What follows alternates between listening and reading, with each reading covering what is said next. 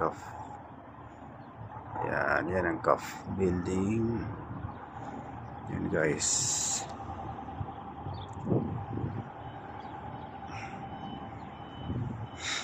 So dito po ngayon sa taas, kahit mainit siya, pero sobrang lamig.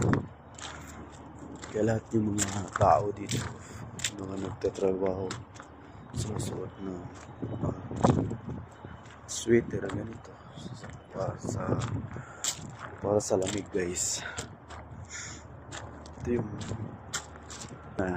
namin yung accommodation guys. Accommodation na lahat ng mga nagtatrabaho. Ito yung gym, yan. Gym yan. Yan. Accommodation yan guys. Mga ano na sila, yung